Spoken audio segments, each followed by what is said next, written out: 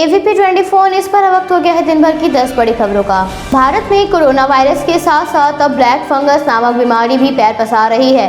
Black fungus के लगातार बढ़ रहे मामलों को देखते हुए केंद्रीय स्वास्थ्य मंत्रालय द्वारा राज्यों को पत्र लिखते हुए ब्लैक फंगस को महामारी घोषित करने के दिशा निर्देश जारी किए गए हैं।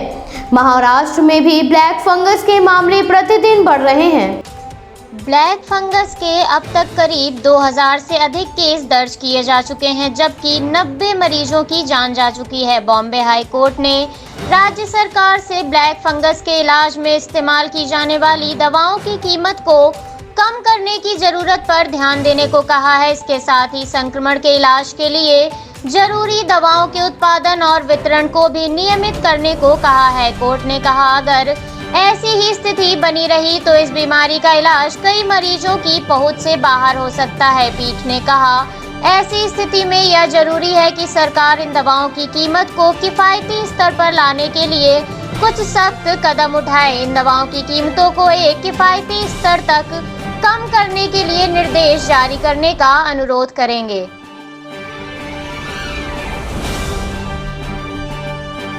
उत्तर प्रदेश में पंचायत चुनाव के बाद से ही हिंसा का दौर जारी है। इस कड़ी में बिजनौर में चुनावी रंजिश के चलते जिले में 3 लोगों की हत्या कर दी गई और कई लोगों पर जानलेवा हमले कर दिए गए हैं। चुनाव के दौरान कहीं वोट न देने तो कहीं किसी और बात को लेकर हिंसा का सिलसिला बना हुआ है। चुनावी रंजिश के चलते पंचायत चुनाव के समय से ही चुनाव लड़ने के चलते खूनी रंजिश में पनप रही है। चुनाव में वोट न देने पर और दूसरे प्रत्याशी को चुनाव लड़ने पर दुश्मनी के तहत एक महिला समेत 3 लोगों की हत्या कर दी गई।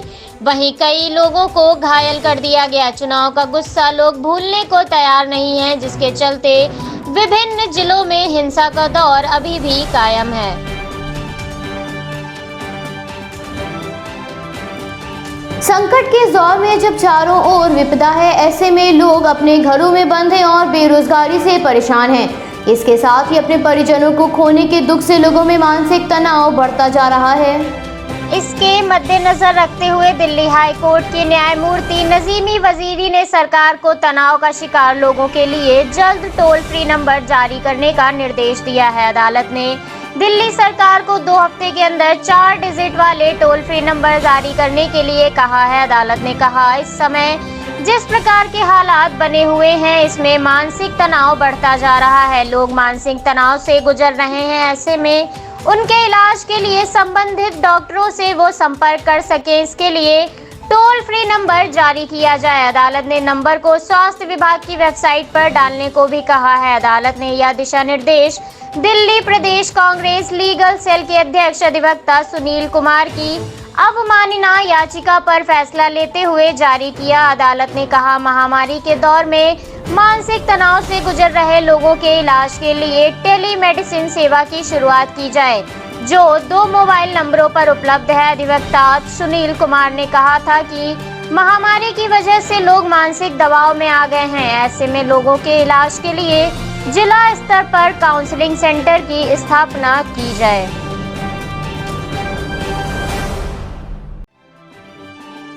भारत में कोविड-19 संक्रमण का प्रसार व्याप्त रहने के साथ ही पाबंदियों का सिलसिला भी बना हुआ है।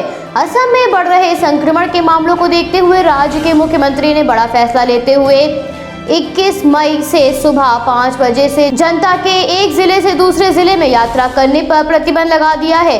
आज से 15 दिन के अंतर जिला यात्रा स्थगित कर दी गई है। बढ़ते हुए मामलों को देखते हुए सरकार ने 15 दिन तक यात्रा पर प्रतिबंध लगाने का फैसला लिया है। असम राज्य आपदा प्रबंधन प्राधिकरण की ओर से जारी बयान के अनुसार बिना रोक टोक के अंतर जिला यात्रा की वजह से राज्य में संक्रमण के मामलों में गिरावट नहीं हो पा रही थी, जिस कारण राज्य सरकार की ओर से ऐसे दिशा निर्देश जारी किए गए हैं। सरकार के अनुसार मेडिकल इमरजेंसी, किसी की अंतिम शव यात्रा और क्षेत्र अधिकार उपायुक्त की लिखित मंजूरी के बाद ही अंतर जिला यात्रा शुरू कराई जाएगी। राज्य ने संक्रमण के मामलों को नियंत्रण में रखने के लिए मुख्यमंत्री ने दिशा निर्देश जारी किए हैं। संक्रमण को रोकने के लिए सरकार द्वारा नए उपाय लाए जा रहे हैं। सरकार के दिशा निर्देशों के अनुसार सभी दुकानें और व्यावसायिक प्रतिष्ठान प्रतिदिन दोपहर 1 बजे बंद हो जाएंगे।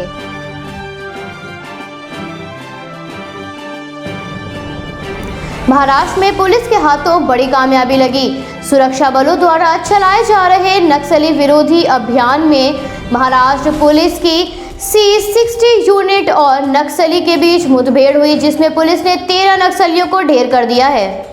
महाराष्ट्र के गढ़चिरौली में पुलिस और नक्सलियों के बीच मुठभेड़ हुई, जिसमें 13 नक्सलियों के मारे जाने की खबर गढ़चिरौली के DIG संदीप पाटिल ने जारी की। नक्सलियों के इलाके में होने की खबर के बाद पुलिस द्वारा नक्सल विरोधी अभियान चलाया गया। खुद को सुरक्षा बलों के बीच घिरा पाकर नक्सलियों ने फायरिंग शुरू कर दी और कुछ समय तक मुठभेड़ चलने के बाद पुलिस ने नक्सलियों को मौत के घाट उतार दिया।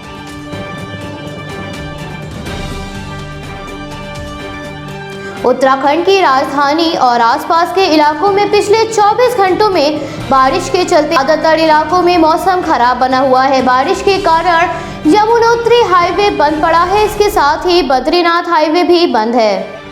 भारत में मौसम में चक्रवात के कारण आए भारी बदलाव के चलते कई राज्यों में इसका असर अभी भी दिख रहा है। देहरादून, हरिद्वार और रुड़की में रुक रुक कर बारिश हो रही है। टनकपुर में शारदा के उफान में आने से 4 मजदूर फंस गए हैं, जिन्हें पुलिस प्रशासन ने रेस्क्यू कर लिया है। पहाड़ों में लगातार बारिश से हरिद्वार में गंगा का जलस्तर बढ़ गया है। पिछले 10 वर्षों के दौरान मई के महीने में 24 घंटों में इतनी बारिश दर्ज नहीं हुई है। मौसम विभाग की ओर से प्राप्त जानकारी के अनुसार 73 मिलीमीटर बारिश दर्ज की गई। चक्राता समेत कई इलाकों में बादल फटने की घटनाएं भी सामने आई हैं। चक्रवाती विक्षोभ का दबाव कम होने के बाद बारिश के सिलसिले में कुछ कमी देखी गई है।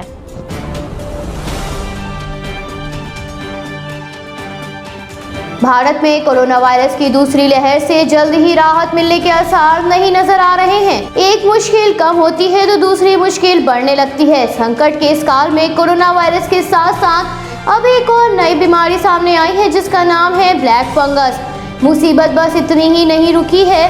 ब्लैक फंगस के साथ साथ अब व्हाइट फंगस नाम की भी एक बीमारी फैलने लगी है।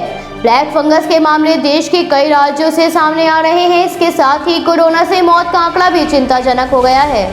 कोरोना वायरस के दैनिक मामलों में तो अब गिरावट देखी जाने लगी है, मगर मौतों का आंकड़ा थमने का नाम नहीं ले रहा है। केंद्रीय स्वास्थ्य मंत्रालय के अनुसार पिछले 24 घंटे में कोरोना वायरस के 2,59,591 मामले सामने आए हैं, जबकि 3,57,295 मरीज ठीक होकर अपने घर वापस गए हैं। इसके साथ ही पिछले 24 घंटे में देश में 4,209 मरीजों के संक्रमण के चलते जान गई है। पिछले कई दिनों से टीकाकरण अभियान की रफ्तार भी धीमी पड़ने लगी है। 14 मार्च के बाद से देश में टीकाकरण में भारी कमी आई है।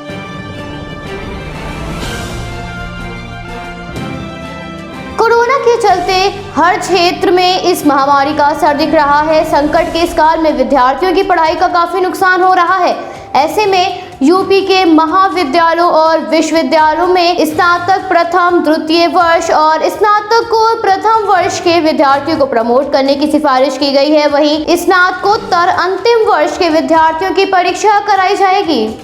विद्यार्थियों को प्रमोट करने की सिफारिश 3 कुलपतियों की कमेटी ने अपनी रिपोर्ट प्रदेश की योगी सरकार को सौंपी। सिफारिश करने वाली कमेटी में छत्रपति साहू जी महाराज विश्वविद्यालय कानपुर के कुलपति प्रोफेसर विनय पाठक, लखनऊ विश्वविद्यालय के कुलपति प्रोफेसर आलोक राय और महात्मा ज्योतिबा फूले रुहेलखंड विश्वविद्यालय बरेली के कुलपति प्रोफेसर कृष्णपाल सिंह थे। परीक्षा का प्रारूप विश्वविद्यालयों को अपने स्तर पर तय करने की छूट देने की सिफारिश की गई है। कमेटी ने प्रदेश के अन्य विश्वविद्यालयों के कुलपतियों और शिक्षा जगत से जुड़े प्रमुख लोगों से राय मशवरा करने के बाद रिपोर्ट तैयार की है। रिपोर्ट में स्नातक प्रथम और द्वितीय वर्ष के विद्यार्थियों को प्रमोट करने की संस्तुति की है। समिति के अनुसार जो विद्यार्थी अभी द्वितीय वर्ष में है, उन्हें सत्र 2020-21 में भी बिना परीक्षा के प्रमोट किया गया था। लिहाजा अगले वर्ष स्नातक अंतिम वर्ष की परीक्षा के साथ उनकी द्वितीय वर्ष की परीक्षा भी ली जाए।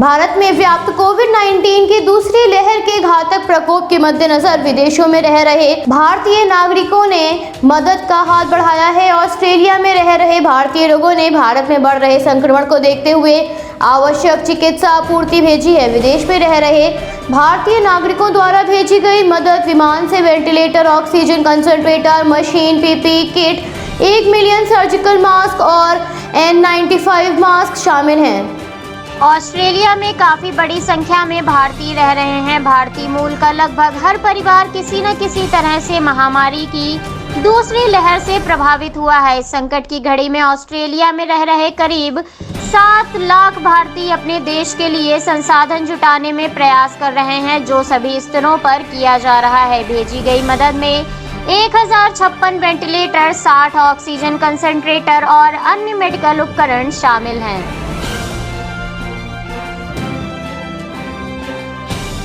इजराइल और फलस्तीनियों के मध्य बढ़ती हिंसा को रोकने के लिए अमेरिका की ओर से दबाव बनाए जाने के बाद एक तरफा युद्ध विराम को मंजूरी दे दी गई है। इजराइल के प्रधानमंत्री बेंजामिन नेतन्याहू ने सुरक्षा कैबिनेट में गाजा पट्टी में 11 दिन से चल रहे सैन्य अभियान को रोकने के लिए एक तरफा युद्ध विराम को मंजूरी दी है। प्राप्त जानकारी के अनुसार हमलों को रोकने के लिए अमेरिका की ओर से दबाव बनाए जाने के बाद ये फैसला किया गया है। संघर्ष विराम फैसले से करीब 3 घंटे बाद देर रात 2 बजे से लागू हो जाएगा। हालांकि नेतन्याहू के कार्यालय ने अभी तक इसकी तत्काल पुष्टि नहीं की है और हमास ने भी इस पर तत्काल कोई प्रक्रिया नहीं दी है। वहीं दूसरी ओर हमास के अधिकारियों के अनुसार इजराइल के साथ युद्ध विराम शुक्रवार सुबह 2 बजे से लागू होगा। इजरायली कैबिनेट ने युद्ध विराम की पुष्टि की है, लेकिन इसके लागू होने का समय नहीं बताया है।